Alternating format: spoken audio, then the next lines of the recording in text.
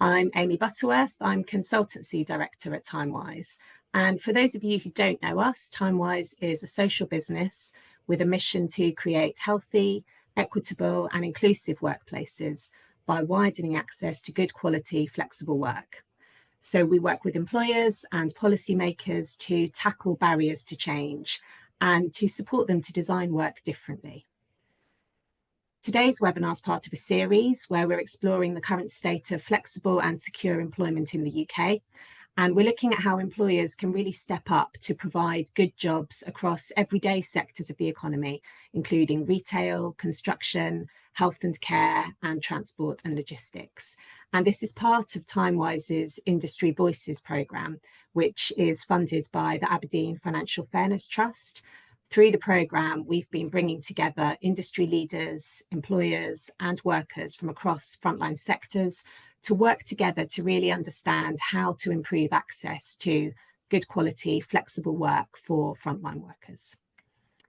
So in today's webinar, we're going to focus on practices and what's happening in sectors such as retail and social care, where we know there are large numbers of part-time workers, where employers are balancing the need for secure and stable jobs with really significant peaks and troughs in demand. And I'm delighted to be joined this morning by a fantastic panel of speakers. So I can welcome Helen Wright, who is the External Workforce Manager for Norfolk Care Careers Team at Norfolk County Council, Anthony Painter, a thought leader in public policy and previously Director of Policy and External Affairs at CMI, and Cliff Lee, who is the Director of Wellbeing Services for the Retail Trust. Thank you to all three of you so much for being part of our webinar this morning.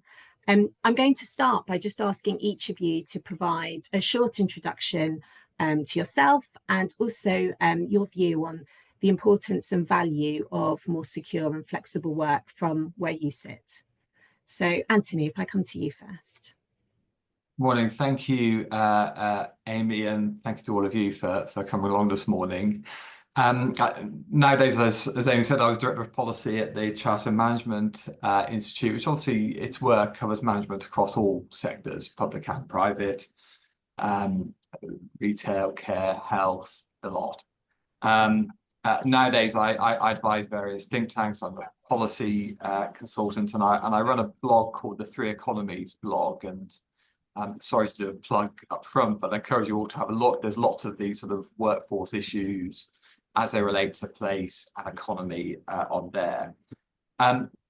When it comes to two-tier workforce, and obviously we're focusing particularly on retail and the care sector today. I mean, it's something that really comes through the research. And when I was at CMI, we did some research with the Work Foundation on insecure work. But something that comes through very strongly is the need to retain staff. You know, a constant refrain in these sectors.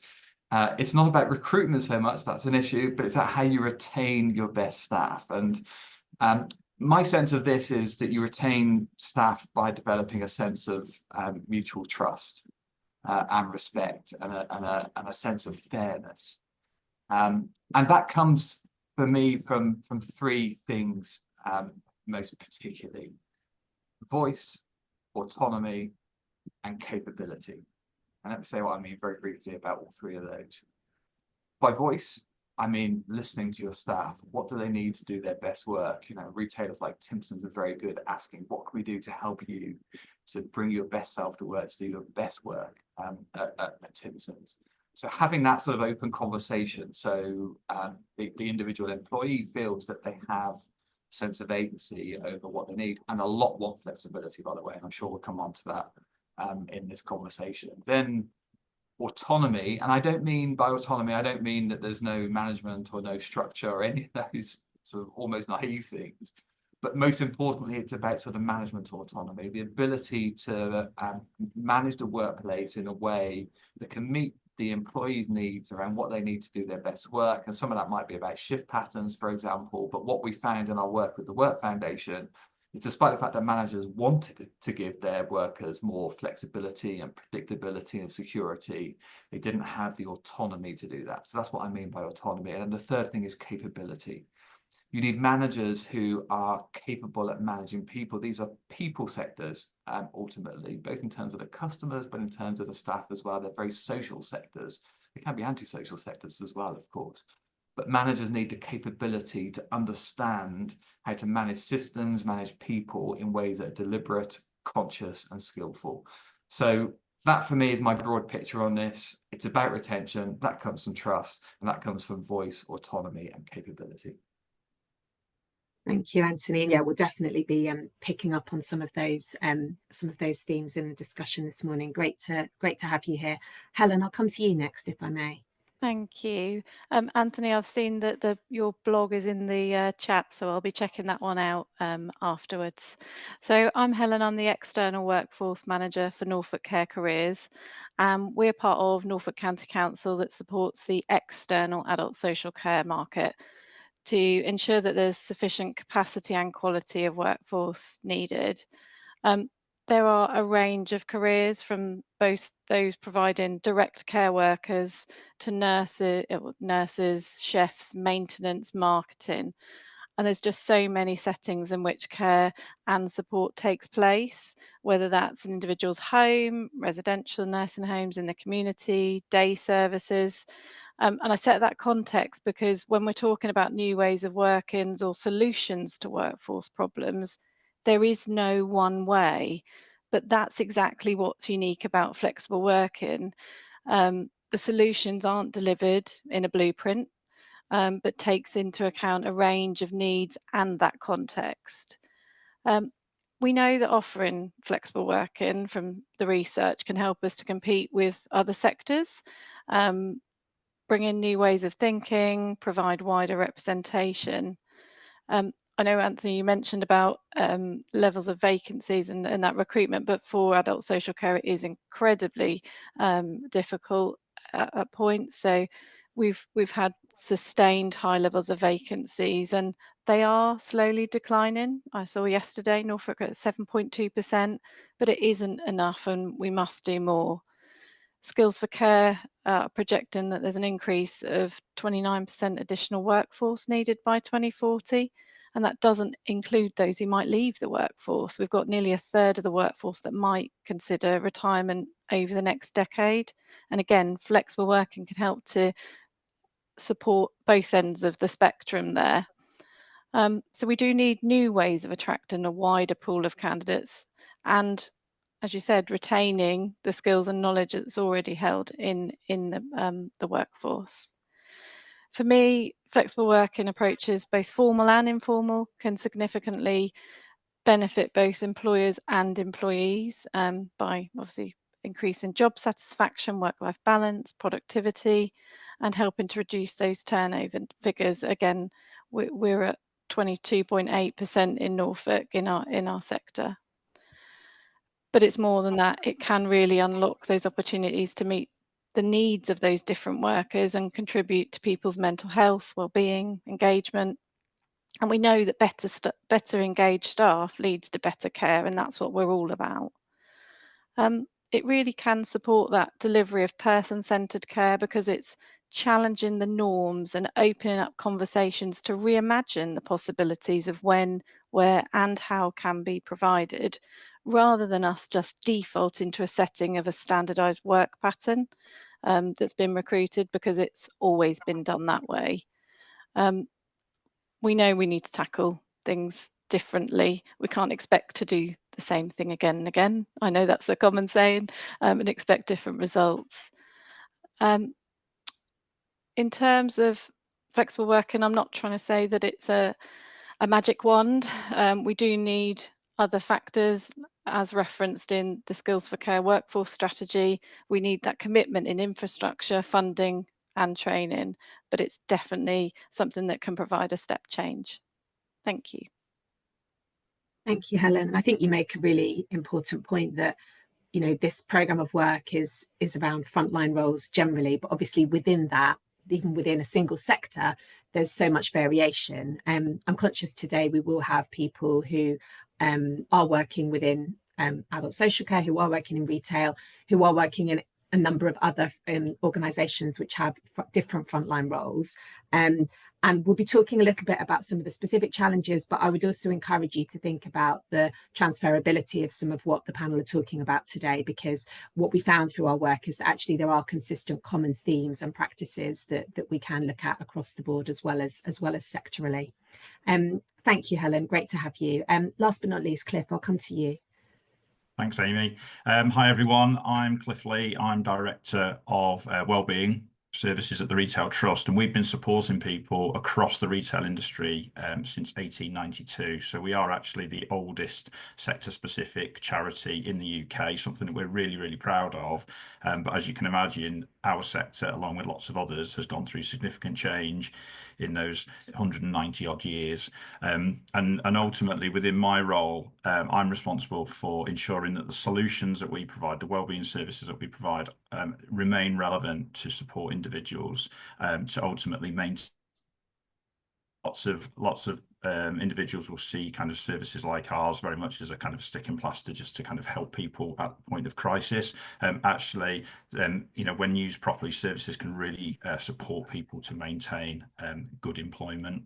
And our services offer a range of support, from counselling, mental health services, GP services, but also more nuanced services such as menopause support, domestic abuse pathways, all of which are really, really key services for people to engage in to help them to maintain healthy and productive work.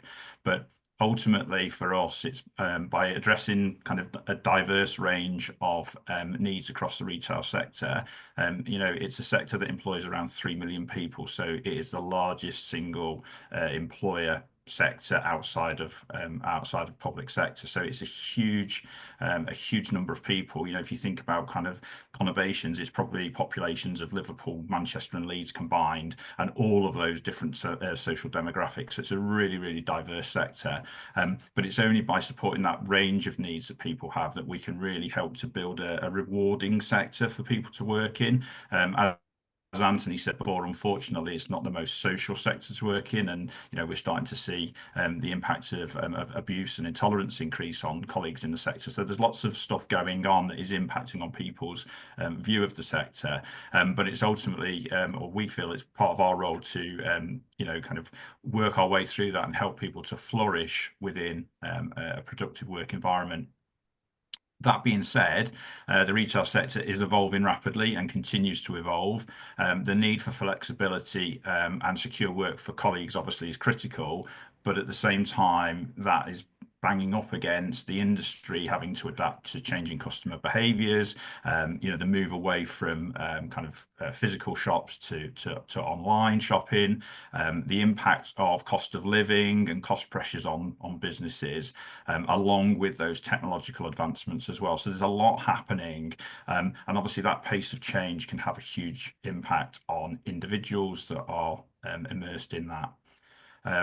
The other thing about the Retail Trust is that we work with around 200 retail companies, so we have a very broad spectrum of seeing what is going on across the sector, and we're also speaking to different colleagues and employer groups at any one time. So we really do see kind of both sides of the challenge, and alongside that, you've also got potentially 4 generations of workers within the sector. So again, we talk about the kind of diversity of need. It really is huge, from people entering retail as their first employment through to people who are, you know, in their kind of twilight years of their employment cycle and may have come back into the work environment from other sectors as well. So it's a really, really interesting sector in which to work. But ultimately, you know, this cross-section does cause challenges. You know, we talked about colleague churn. Lots of retailers we're speaking to are struggling with around 40% colleague churn, which is a huge amount of disruption to deal with. It's a huge change in colleague teams, but also along with that comes, you know, great cost as well. And then, of course, you've got the multitude of different roles. You've got shop floor roles, you've got warehousing, distribution, central support, customer services roles. So again, very much like social care, a real diverse group of roles in which to try and manage the debate. So whilst we acknowledge and appreciate that future legislation may change and support some of these factors, the here and now, I think the important message is that employers need to seize the opportunity to collaborate with their employees. And I think it's through that collaboration that we can help to increase secure and flexible working that meets the job security that individuals need, predictability of hours and the flexibility to balance their professional and personal lives, but also helping organisations to remain operationally agile. And I think that's one of the real challenges that businesses sometimes have when you think about flexible working, is how do they make that balance between the operational needs and the needs of their colleagues. But ultimately, the benefit of getting it right and supporting change and working together on this is it does create more resilient and satisfied and a more satisfied workforce, and that benefits both employees and employers alike. Thank you, Cliff. Really, some stark facts that you had there about the current state of play for many retail employers and some of the challenges that are facing the retail workforce. I think you're right. I think collaboration between employers and employees is critical, and I'm sure we will refer to that through the conversation today. I'm going to talk a little bit now about the programme of work that this webinar forms part of, and actually interestingly, one of our main calls from that programme of work is about wider collaboration across sectors and between government and industry as well. So there's a really nice theme there, from the kind of micro level, an individual with their manager, right up to what can be done in terms of collaboration at government level. From a time-wise perspective, if I say a little bit about why we believe this is important, and then we'll come on to our panel discussion. So we know that within the UK, we have a growing two-tier effect within our workforce. So workers in frontline roles, such as the ones that we've all been talking about in the introductions this morning, retail assistants, warehouse operatives, care workers, nurses, cleaners, we know that they are missing out on the flexibility, on the work-life balance, the autonomy and control that workers in office-based roles can often benefit from. These frontline workers as a collective group make up just over a third of UK employees. And we're talking about roles that are often based on site, working shifts, really very limited in terms of choice and sometimes notice about their patterns of work or their hours. And meanwhile, it can feel like colleagues in desk-based roles, sometimes within the same organisation, have gained access to really increased flexibility over the last few years around where, when, and how much they're working. So I mentioned in my introduction that today's webinar is part of a programme of work that Timewise has been leading over the last year, called Industry Voices. And through that programme, we have set up a coalition of employers together with sector bodies and union representatives across retail, health and social care, construction, and transport and logistics. And in the culmination of this first part of the programme now, together with leaders from these groups, we're calling for government to go beyond the legislative proposals in the Employment Rights Bill that's forthcoming. Many of you will already be aware of those, the future legislation that will enhance an individual worker's right to flexible working. But from the work that we've done through the Industry Voices programme, we believe that actually government needs to go further and needs to work in partnership with industry to enable employers to make the changes that are really needed to make sure that the flexibility and the work-life balance is brought about for millions of workers, not just those of us who do roles that can be done from a desk.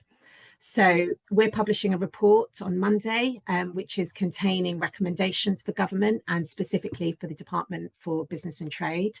And it's going to be accompanied by a set of practical really sector-specific guides, which will be of interest to many of those of you on the call today. They're going to be focusing on how employers and sector bodies can promote and implement flexible and secure work. So they're really practical, and they're much more of a kind of how-to alongside the report containing the wider recommendations.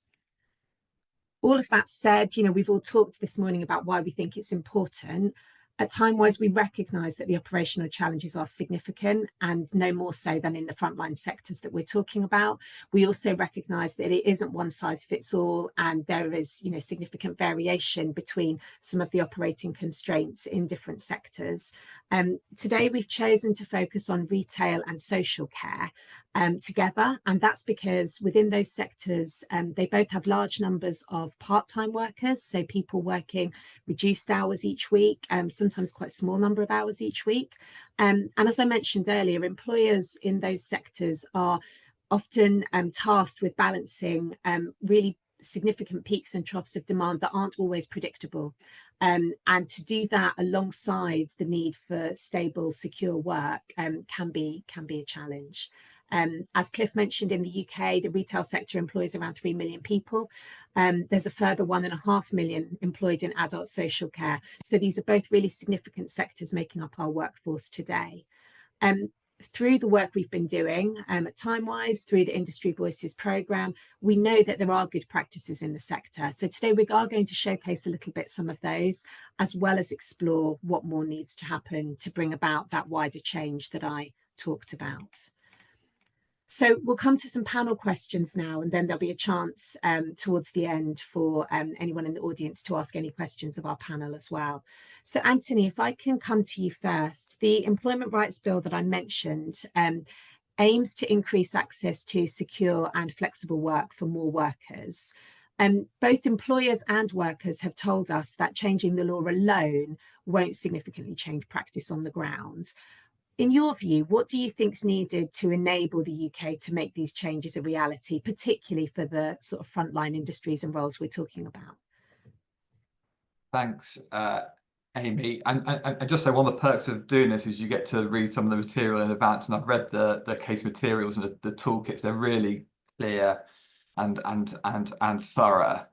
I just want to echo what you were saying about the importance of these sectors. And then I'll come on to the Employment Rights Bill and maybe employer national insurance contributions and the sort of exogenous threats, to use an economist term. But they're important not just because of their size. So they're important because of the nature of the industries and what they do, consumers, those who are cared for, and so on. They're important because of the size of the workforce. But they're also important because of the nature of these sectors.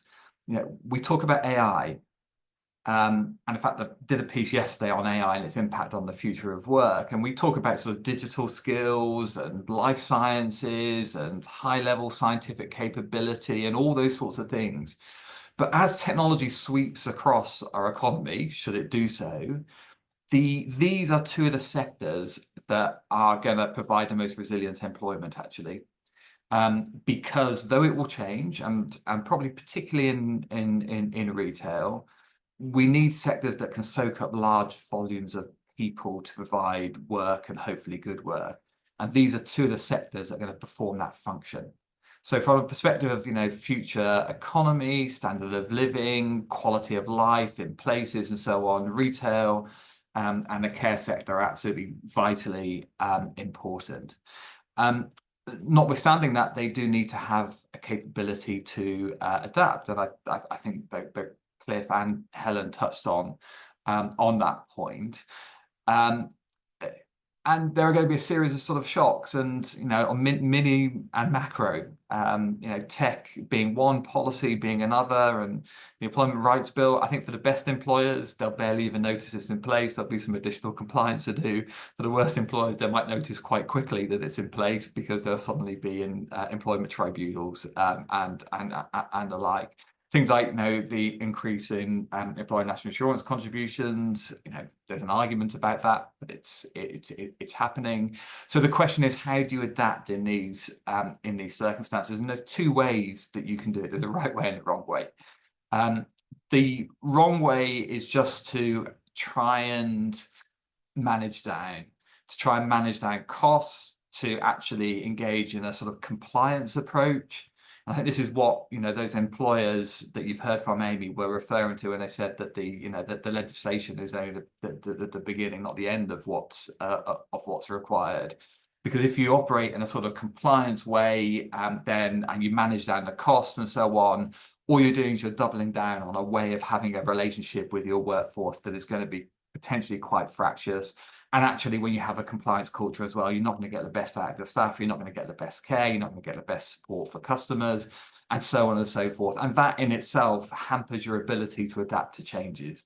You need a workforce that is motivated, that is willing to, you know, voice ideas that it has about how to improve things, that is enthusiastic about their work, that are sort of intrinsically motivated, if you like. And a compliance culture, I think, sort of pushes in the opposite direction to all of that. And then there's the right way, which is, you know, what we've discussed, which is right in all circumstances, but also enables you to adapt to those exogenous shocks, which is actually to have a more open culture, more engaging culture, a more social culture, to give your managers more autonomy, to make sure that they have the capability, skill, and training to adapt to changes. And you know, when you have that in place, you will hear some very clear messages, and you know, any employer that is listening any manager that is listening will be hearing these messages. You know, 3 in 5 insecure workers want more predictable hours, right? And that there are 2.6 insecure workers in the country. I'm guessing somewhere around half of them are in these two sectors.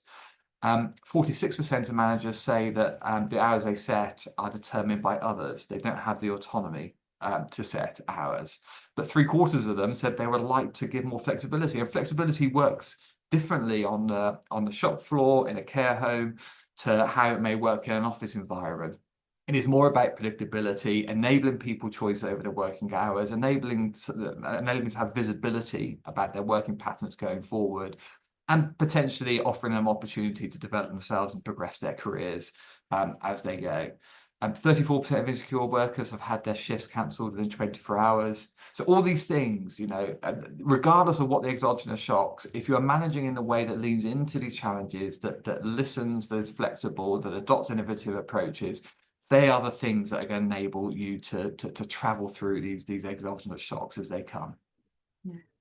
Thank you, Anthony. I think it's a really important point that you make about actually what's going to make a difference to workers in these types of role. And actually something that we heard through the sector panels that we've run through this program is that the term flexibility, or sometimes even security, doesn't necessarily land for employees because they don't think it applies to them. And it's absolutely what you're talking about, the type of workplace practices around shift allocation, around level of notice, around consistency of hours. They're the things that are within an employer's gift. Take your point, may or may not be within an individual manager's gift, but that's the change that needs to happen, because that is what can make a huge difference to someone's working day, week, month. Thank you. Thank you. Some really interesting thoughts there about how organisations can choose to respond to this wider context that they find themselves operating in. So our research has found that different sectors are at different stages in relation to some of the things that Anthony's been talking about in terms of predictability, security of work, flexibility. It does depend on workforce makeup, you know, industrial relations landscapes, operating contexts.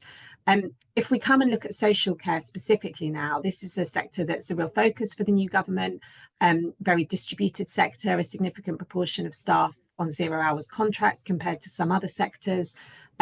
We have identified opportunities in our work, including innovative approaches, as Anthony mentioned, to things like scheduling and rostering, ways to give people greater input and predictability, as well as investing in skills development to help with kind of cover of staff.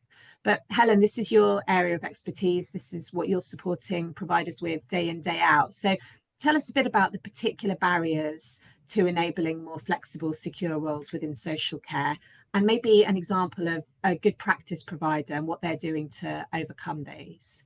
Of course. Well, through the Train the Trainer workshops that TimeWise supported us with, we've been able to hear directly from adult social care providers about the challenges they face. And there have been some common themes that have emerged. But before I go on to the barriers, I just want to acknowledge there is such creativity and innovation that's happening in this space in our sector, often without realizing that's what they're doing. And I think it stems from the core values of our managers, and our workforce are there to care. They're there to support people. These are inherent values of our workforce. So just want to put that one out there before I move that over across to the barriers. For me, some of the sound bites are around, there's a concern that flexible working schedules can disrupt continuity of service needed by service users to build relationships, familiarity, or there's a particular need for set hours for a particular service user. Some examples are some flavors of kind of sound bites. One example shared with us by a registered manager, that there's a real need for some residents to be up at a certain time to take their medication. These are non-negotiable. And sometimes there can be that perception of, well, we can't let everyone turn up whenever they like. And if I offer it for one person, everyone's going to want it. And they'll want the same thing. And for me, that's a fear-based response, in terms of that it's causing that disruption to scheduling and potential conflict within the teams. But actually, flip that from another perspective, there might be cases, and can be cases, where flexible working enables support to be offered to an individual more effectively. But for me, it goes back to the heart of opening up conversations to ensure what's always been delivered in a certain way is in fact what's needed. So it's that continuous conversation with the individual who needs the support and the workforce member. It shouldn't always be driven from one side or another. We have recognised that there can be a resistance to change due to a preference for traditional work setups. So what I've experienced as a manager myself, looking at the Skills for Care data, there's only 22% of managers that work part-time, compared to 49% of direct care staff. So does that give us a signal around that? And potentially maybe they've tried it before, and that's kind of built up that negative perception. It's about training, that skills development, and as Anthony said about that autonomy. Some might struggle with an approach around that traditional supervision to that results-based approach. Again, it depends on the role we're talking about. But often what I've seen is where barriers are is more of a mindset driven by a lack of understanding of what flexible working is, and what benefits can be realised. We know it might take more time and resource to administer these practically, but the benefits can far outweigh those. In a larger group, Amy was there, and there was some responses of, well, we don't offer it, it's too hard. But actually, when we probed with some of those attitudes, those creative arrangements were in place. They're already doing it. But what the missing piece is, they're missing out on attracting new staff by promoting it. Definitely. And we know that there are real problems with coordination and communication if those pieces of infrastructure are not already in place. Particularly when there's varying schedules for employees, it can be challenging to maintain that effective communication. I think we've got to emphasize flexible working isn't necessarily easy, but it's what you achieve from it. It's putting that resource to see what you get out as an outcome. In terms of the nature for demand and services and commissioning arrangements, they've also been highlighted. It can be hard for employers to offer stable contracts, but actually in Norfolk, I'm going to fly the flag. We are much lower in terms of national trends, with 0-hour contracts, still at the 16% level, but much lower than the national level of 22%. Those workshops gave us an opportunity to highlight really good practice. I was blown away by a couple of providers, and we're using those as case studies to help promote and role model that to other parts of the sector. So we've got a local domiciliary care service, around 55 members of staff, and the owner took the stance of building a culture. That was her. It wasn't about flexible working, it was about building a culture in which she would want to work, and her approach has created that USP to attract really good quality staff and retain those staff. So she offers shorter shifts, reduced days, evening shifts. She does Monday to Friday working, term time only working. There's a whole range of things that she will consider. She details the shifts that must be done as a core on job adverts. So there's that transparency before you even get to the door. But she also puts a statement on that advert, encourages candidates to bring their suggestions as well. So that there's an open door for a conversation before you've even started with them. That really sets that positive tone. She doesn't offer any 0-hour contracts because for her, the stability is not only for the staff, it's for the organisation and also the service user. And the benefits to her and her clients and the business is they've been able to increase capacity. They've got easier holiday and sickness cover. They've got more heads to flex as such. She acknowledges having more staff working fewer hours can mean that there's more time spent on supervision, training, spot checks, but it pays dividends elsewhere. She does need a good baseline of people who can work part-time or close to full-time workers, and she's absolutely this culture of we need to look after those people as well. It's not we look after one part of our workforce and not another. So they use that employee's request as a starting point, and then they look to what could be feasible. There are potential to shape client rounds, but those client rounds are constantly evolving as well. They really need those clear minimum numbers of people, that expectation of what they need to do, deliver their service. But what she's saying is that she gets more loyalty, more engagement. Even people who can't usually work a weekend, they might do one if they can. So it's that discretionary effort. And actually they've got job share roles. She said it's not easy, but it does have lots of benefits. And again, we've got examples in residential as well, that actually with a provider, they didn't use it before pandemic, but they changed their shift times, they made shorter shifts, and it's been able to broaden the workforce pool they're able to attract and again to retain, including like things like transport considerations, being able to get the bus to work. It just brings so many more opportunities to these teams.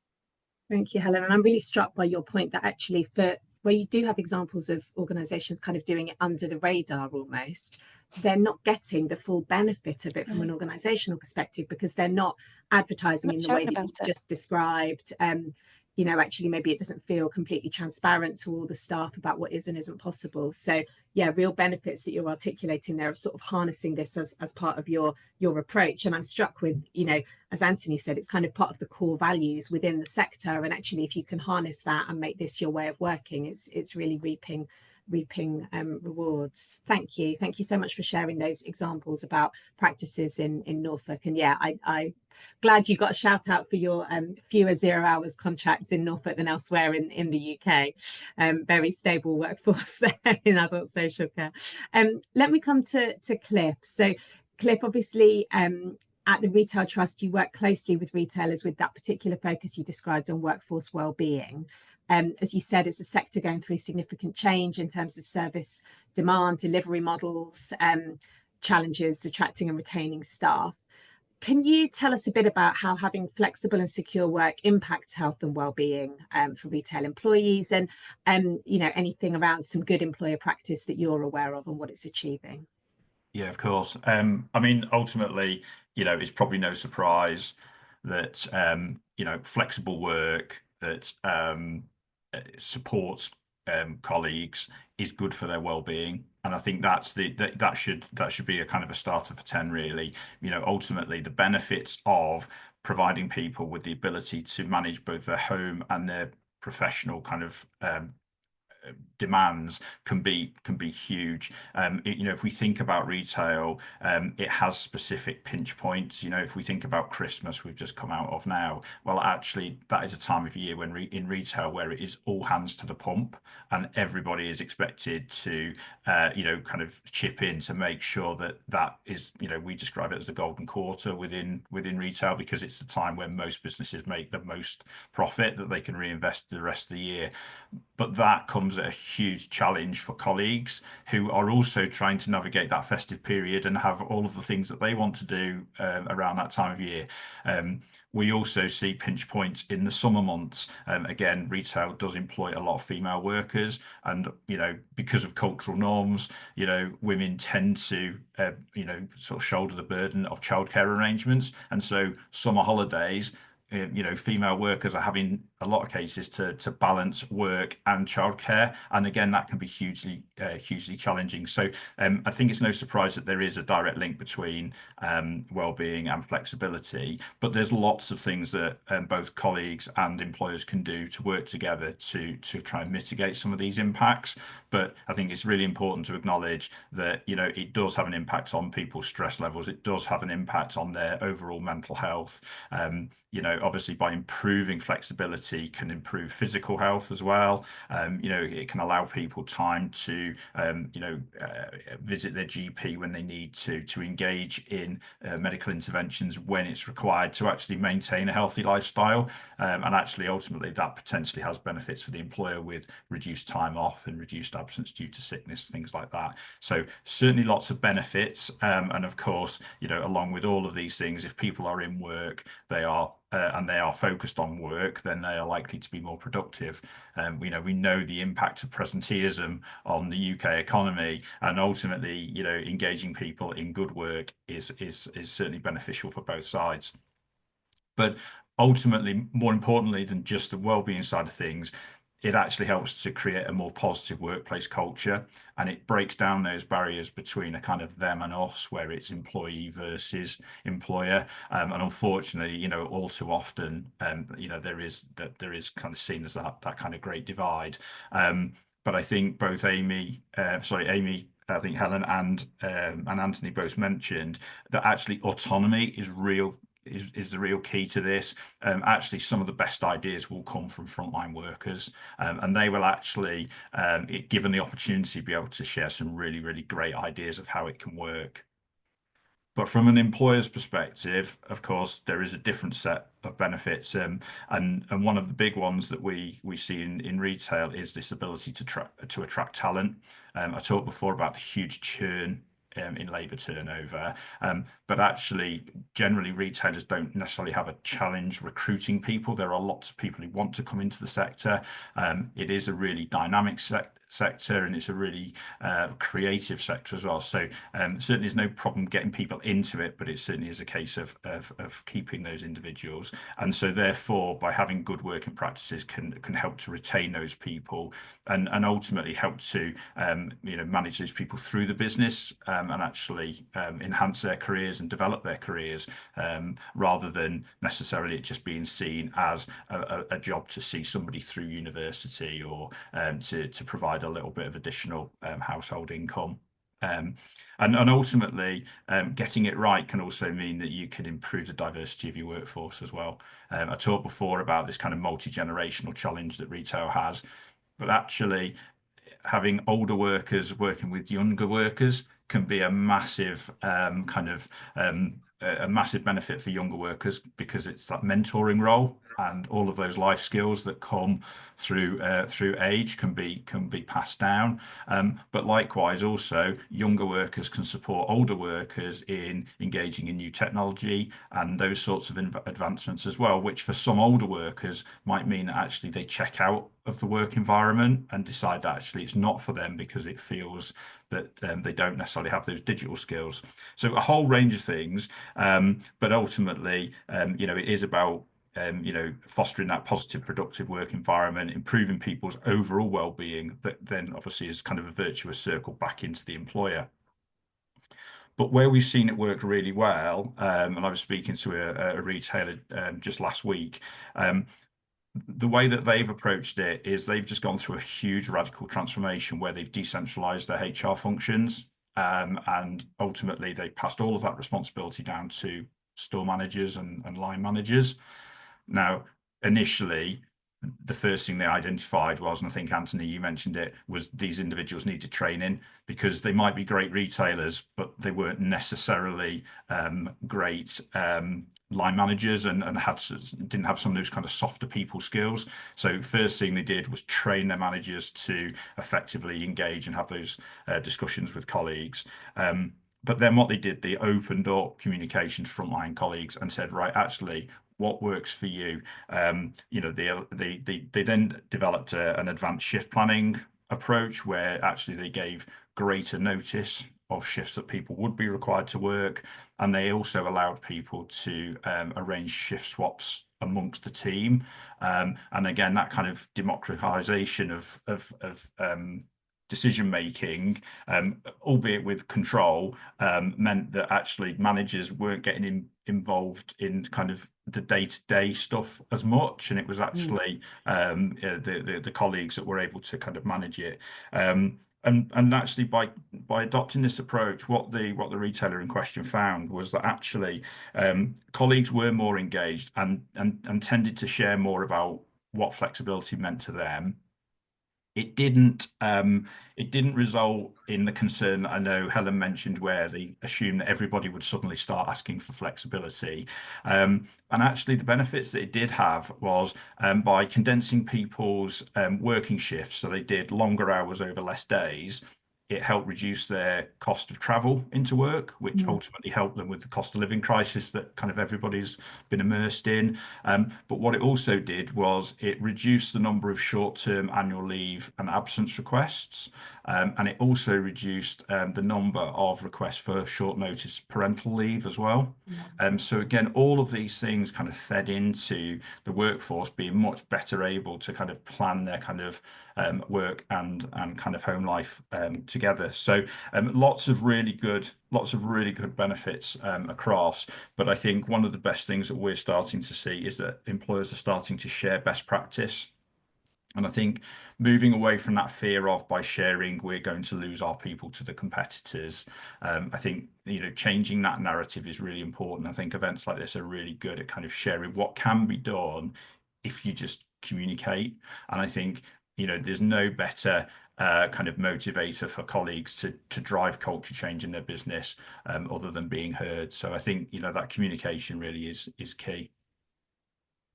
Thank you, Cliff. Some great examples there, and what you described in terms of the impact on short notice leave or absence figures, and really chimes with some of the work that we've done actually in other frontline sectors like nursing as well, and construction, where actually when you give people more control over their pattern, I mean, it kind of makes sense. They're more likely not to need to take that, that last day off when they can't quite get everything at home to work. So yeah, it's really interesting to hear that impact in retail as well. And I think lots of great themes there around, where decision making is happening, and picking up on what Anthony said about actually, the need to build autonomy and capability amongst managers so that more decision making can happen more locally. I'm conscious of the time, and as always, we've taken longer than intended.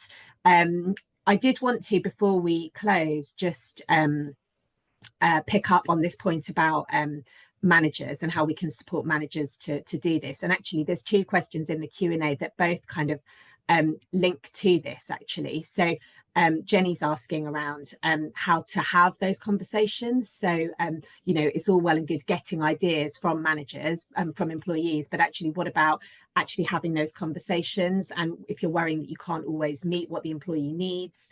And then there's another question around actually, how do you support managers who just, you know, want their team to always be available? So I would just open it up to the panel as a broad question about how we can support managers on the ground to have these types of conversations. You know, what support do employers need to be giving managers to enable this way of working that I think we're all in agreement is kind of the right way to bring about change? Would any of you like to come in on what support you think is most useful for that? I think training is definitely key. I think one of the examples that we've seen is that organisations generally don't train managers how to create effective rostering. Lots of store managers will move around locations and therefore they just kind of pick up somebody else's thinking, and 9 times out of 10 it's just easier to like carry on with the norm.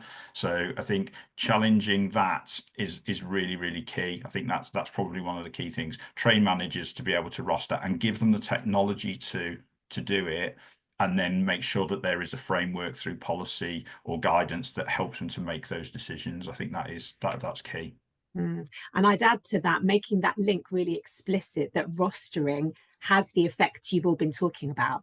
So, because I think sometimes rostering can be seen as a very technical skill, and you know, and it is, but actually it's about understanding not just making the roster work, but also the impact working that roster will have. Thank you, Cliff. Anthony. Yeah, just very briefly, I think you've got to set expectations around those conversations, it seems to me, for the employee and the manager. By the way, there is a bit of data that, and it's in the public sector, but 80% of value-adding innovations do come from the front line being, you know, the service delivery employee plus their supervisor, if you like. So it's in your organization's interest to push down some of this. But I think the framing is very much around, we want to surface ideas, we want to see what's worked. There's no commitment to take anything forward in this, but we do want to have an open dialogue about it. So that's one set of expectations. Yeah. And the second set of expectations is, I think you've got to define in your organization what it means to be a manager in that organization, how you behave, what you know. You've got to say why you're defining it in that way. So if it is about being, you know, more upfront and upstream about developing rosters and enabling flexibility, you've got to say why you're doing that, but you've got to set clear expectations as well, and then the training in and around that. For me, it's about those soft skills and making sure that we've got the right managers in place who will enable conversations with their staff, not only about flexible working, but people are willing to talk to and able to, with trust and confidence, that they can go to their manager and have difficult conversations potentially about a whole range of subjects, not just flexible working. It's the reason why these may be being asked for, maybe incredibly personal reasons that you want this way of working. So for me, it's about those soft skills as well, and making sure we've got the right managers with those right values from the start.